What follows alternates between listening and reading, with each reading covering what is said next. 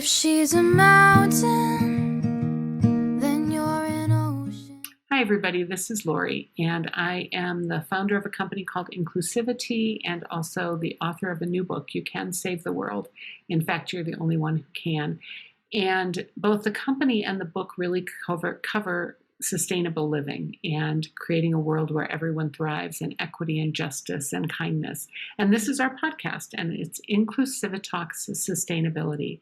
And today is the second edition of, or the second episode. Episode is the word I want, not edition. It's the second episode of our interview with Myron Lowe, who is an advisor for the Alliance for Sustainability, who co-hosts this or co-organizes this podcast. And Myron is talking with us about his life. If you missed the last episode, please go back and listen, because you'll hear a bit about Myron being a transformational coach and how he got there, and how nature and his growing up in Chicago played a role in becoming a transitional coach. With us today, as was on the last podcast, is Abby Matthew, who is an intern at the Alliance for Sustainability and our lovely co-host today, and who is asking the questions. So Abby, I'm going to turn it over to you. Thank you both for being here. Thank you for having me. So I guess the first question for this episode I wanted to kind of talk about, which Lori just kind of prefaced a little bit in that introduction, which is just kind of that intersection of race and interweaving of your experiences being a Black man, and how that kind of shaped your life as it is today, as well as just your experiences that you're facing right now. Yes, and thank you for asking the question. I'm honored.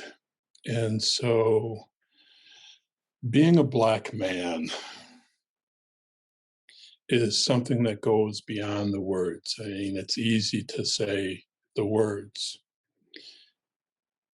And at the same time, I can't, when I say those words, it moves me into a place that is not only present with being asked, but present with all that is for me in a way that just barely has words.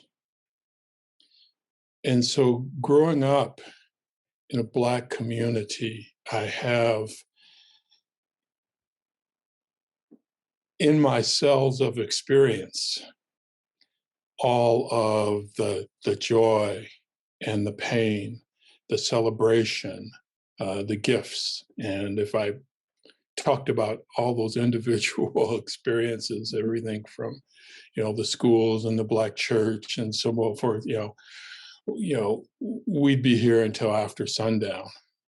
And so I just want to give you a sense of that from me saying that it is a rich and deep part of me. And it's also important for me to say that it's a very deep part for me. That's the word. But again, the word is not adequate to capture the experience of it. So in my DNA, in the inner cells, I stand on the shoulders of all those before me who endured hardship and times that I am now benefiting from. Yes, there are still challenges, of course. And so I really, that is also part of me in that moment when I say I am a Black man. It is inseparable to all those who have gone before me and endured and have prevailed and have provided so that I can have what I have now. And so one of the things that I also need to talk about is the pain, and having the freedom to talk about the pain of being Black has been more welcome than ever that I have experienced. And so, how do I capture something that goes beyond words for me? And one of the things that I explain it is that, you know, being Black, especially a Black man, is that I live with this mountain of pain. And this mountain has formed over centuries. And it continues to grow with each atrocity, each action of injustice. That's what grows the mountain. And so that is constantly with me. And so I allow that to speak for itself from me to all who are experiencing that, in terms of holding that with me. And also in a way that we each have our own pain from our own experiences, from our own lineages, from our own injustice. And so I also, in the midst of the depth of my pain that I carry, I also hold room for the pain of others.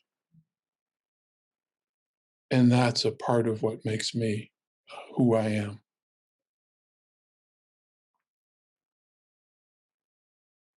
Yeah, I really thank you for sharing that kind of insightful experiences that you've kind of had growing up and just your background. And I really do think how you mentioned that the importance of just empathy and the different experiences that people have gone through, and being able to empathize and being able to kind of understand their situation, understand their emotions, experiences, and just things like that is very important. And so thank you for really sharing that, just for us to be able to kind of understand your situation, your background as well. So thank you for that.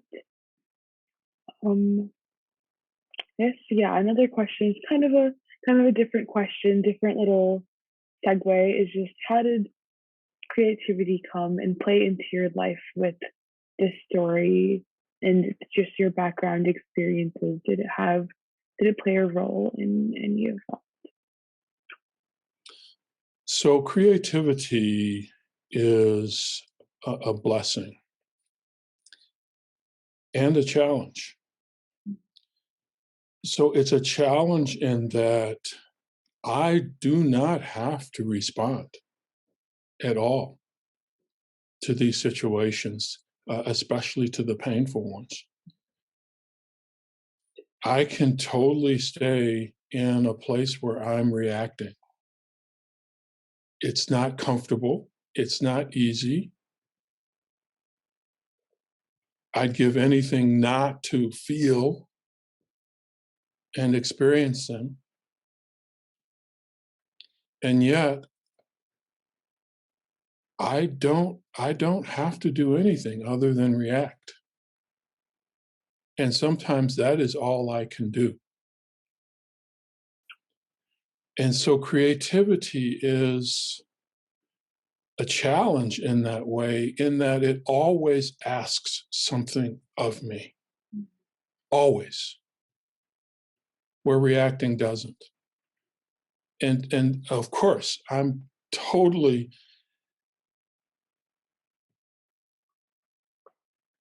justified in my reactions. You know, I can say this is what's happening and this is going on. And yet, creativity is there for me to step into in the midst of everything. And that's the challenge. And whether I choose to take on that challenge in any particular situation or moment is really up to me. And that's what the blessing is. The blessing is also with creativity is that creativity is there, that I do have an opportunity to look at whatever is happening, no matter what's happening, no matter how difficult it is, to say, now what? And now what that comes from a part of me that goes beyond my reacting doesn't necessarily replace it. It's not Pollyanna. It's not something that I wish, although wishes are great. Creativity itself is just about that root word. It is about creation. And so what is it that I am willing to step into to create, no matter how small? You think of, again, nature informs me. So, you think of those, large trees. So all of these trees around us that are so tall and towering, each come from a little seed that looks absolutely nothing like the tree. So you look at the seed and you say, what's this? If you didn't know what it is, and even if you do. And so unless it is put in the ground and cultivated, it cannot come to its full potential. And this is what creativity does. It opens the space. It is the doorway, which I don't have to step into, that says, what else is here? Even in my not fully knowing what it will be, to just do my part, to refresh, to cultivate, to add, to join in a small way. And then, because of that, and because each of us doing that, we have something far greater than we ever would have had if we simply did nothing, even in our justified reactions. That's creativity for me. Myron, I just want to thank you for that definition of creativity, because often what we end up is with, and this is also creativity, is people talking about art, drawing, painting, music, so it's much more specific. And so I love this broader creativity as a way to react to the world. I love that, and I will use that in the future, because I really like that. It's just a part of who you are, and you can choose in any given situation to react creatively or not. And so thank you for that. Yes, and I do just want to say that,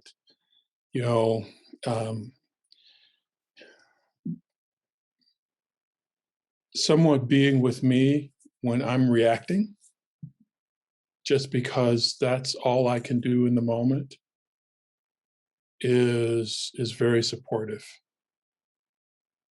and supportive of me. And sometimes that's all they can do, is just be with me in my reacting. And yet I make the distinction between reacting and responding. I don't have to, but it's an important distinction for me, in that responding says, I've created room in the midst of it to consider what else. And so I like to say, I'm not advised, I say I don't give advice, so this is not advice. I'm speaking for me. I like to separate react from respond, just because for me, in this context, there's a difference. And so, I respond beyond my reaction. And even though that's all that I may have is my reaction sometimes, that creativity is a space for responding to something greater, and also to honor that the expression of creativity is also important. That the ways in which we express ourselves, and I won't try to list them here because but I just will add one. So for example, art, and the many ways of art as an expression and creating, and how that is a resource. And so that, in its ways, in its expression, is another dimension of bringing life, now and for the future, and it's nourishing. So, what we're talking about here is enormously complex. And we often rely on words like react, respond, and others. We often rely on them to convey what's really going on. And the words can't. They just can't. And so this is the invitation for us to somehow, when we can, wherever we can, to make room for, to create and hold a space for what wants to be expressed in ways that go beyond words, and sometimes with no words at all. So then we are then free to, as ourselves individually and with each other in our differences, using difference as a resource to create something beyond our current situation and circumstances. And one word or even a few words will not capture that. Our being it is what will convey it. I bet you are a wonderful coach, Myron. Well, I'll let my clients speak for that. I can't touch that. Just because you have a lovely way about you. Thank you. So thank you for seeing who I am, and I do coach from life itself, and that really means for me the process that I had to go through. And it was a process. I wasn't born this way. I was born with potential, but it wasn't automatic. And the process that I've had to go through, which had both pain and joy, was to learn how to get out of my own way. That even in my potential, there are aspects of me that, if left to themselves, will get in the way, will actually hold me back. And so part of getting out of my way was to learn to love those parts of me that get in the way. Because sometimes the way that they got in the way was because I wasn't acknowledging them. And they were really speaking to be acknowledged. And so I had to learn to acknowledge them just as they are and not expect anything different from them because they're being what they are. And yet then hold the greater listening to, so now what? And to really say, so how can I be organized? How can these many contexts and dimensions of me, how can they find a way together? And that's when I learned that in acknowledging all the parts of me as they are and see them, that it creates a space for something else. That the toys, if you will, when I'm centered on something else larger than me, the toys will put themselves away, or they will join in where they can contribute for something greater. And that's what I call, and again, it's not advice, getting out of my own way, to be available for something more than me while being fully me. And so words can't capture that. And so I coach from that place of what I call life, because that's how life works. That's how nature works. And just being in the place of um, letting myself be informed and influenced by how life itself works, with a great example of the outdoors, but also it doesn't have to be the outdoors. I mean, it's great in its example, but it can be through communities, and it can even be through business. Those businesses that are conscious businesses. You know, so in that there's this life itself, and so that's where I coach from. Where is the life? No matter where we're at, what we're doing, what we're experiencing, both in the midst of it, how can I simply say with it, what else and what can I do to bring more life to this?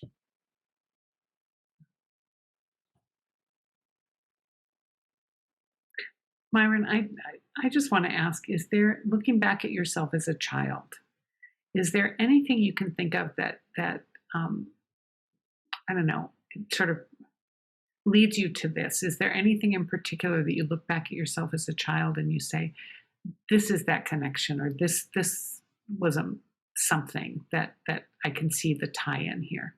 And it might be that the whole picture, but I'm wondering if there's anything in particular that you can think of. I'm just curious. Well, there's so many stories in my childhood. I mean, it just uh, again, we could talk to beyond um, uh, sundown about that, and and I can't really put it to one thing. It really is.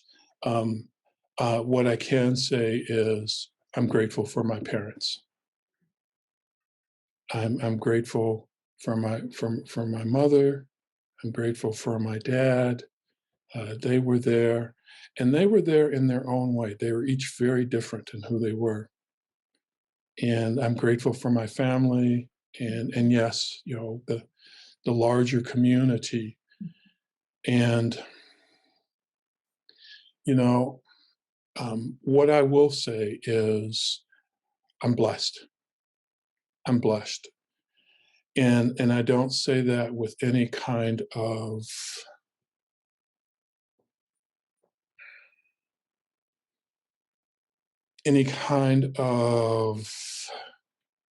way that I apologize for that, because it just is. It's something that I didn't give myself, and yet I have. And so now I have the opportunity from that blessing to give to others. And the biggest part of that blessing is to recognize that in some way, even in the darkest, dire situation, we are all blessed in some way. In some way. And so that's what I would say. To have this family experience, this community experience, to have this, uh, growing up in the hoods experience, which taught me how to face challenges and fears and threats and so forth, again, which I could talk about. That through it all, that's where I came from. And I'm still there. And I'm also on my own journey. That includes all of it as it is. It doesn't leave anything out, but at the same time, it doesn't hold me back from contributing from who I am in the moment, for now and the future.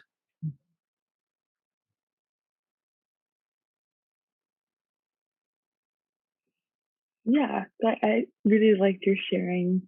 Again, it was really insightful just for us viewers, as well as I can speak for myself. It was really insightful. So I guess, do you have a specific story, whether it be from childhood or it be what you're coaching, doing, and what you're doing right now, or just some sort of experience in the middle.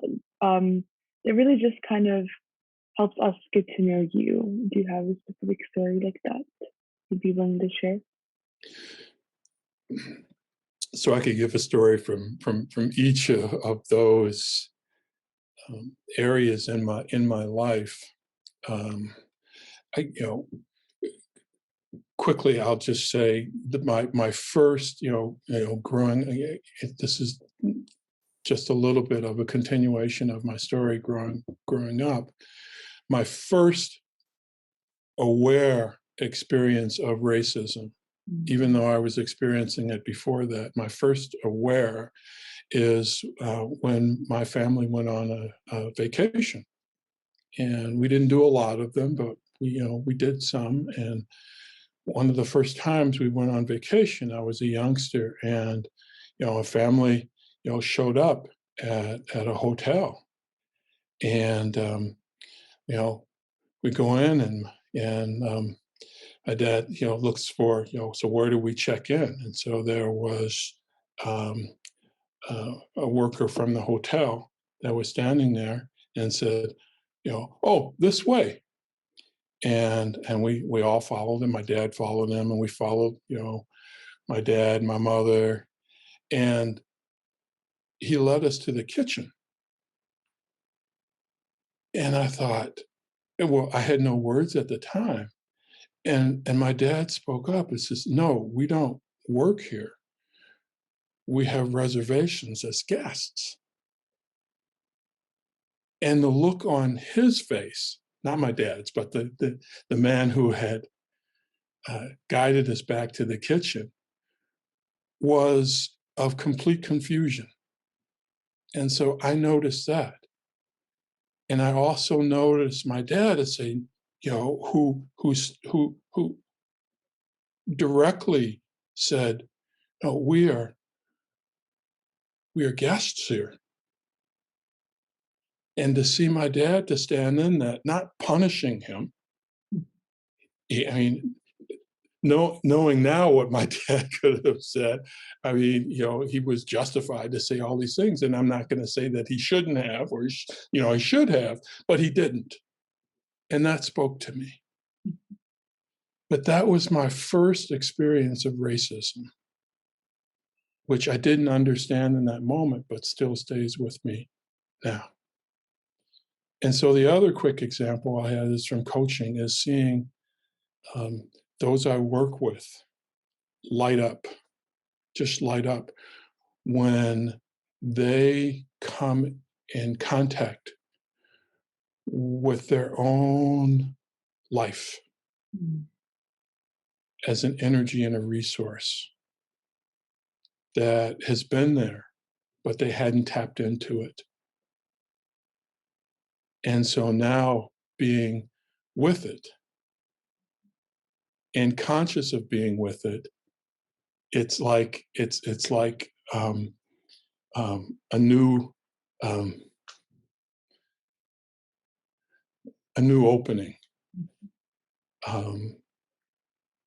and so that which speaks for itself, with few or no words.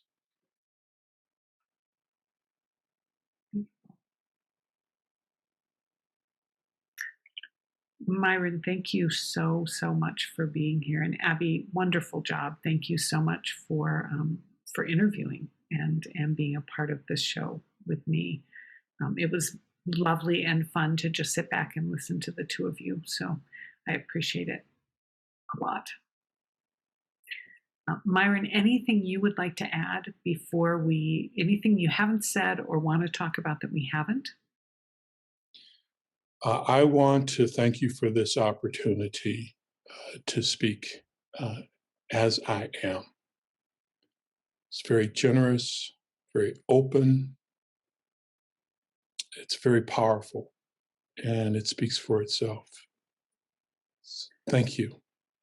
You are welcome. And Abby, thank you very much for your seeing me and asking your questions from who you are. Mm-hmm. which encouraged me to continue to be who I am. So I honor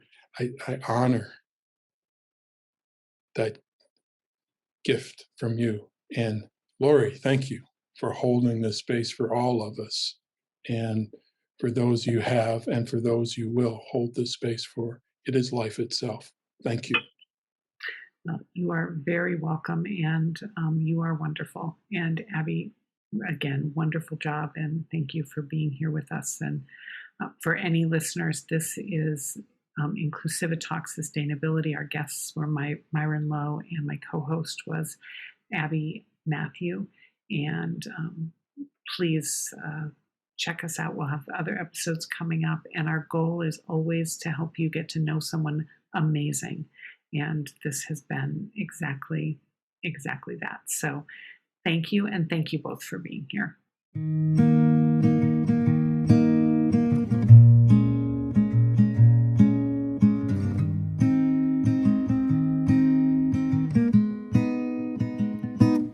If she's a mountain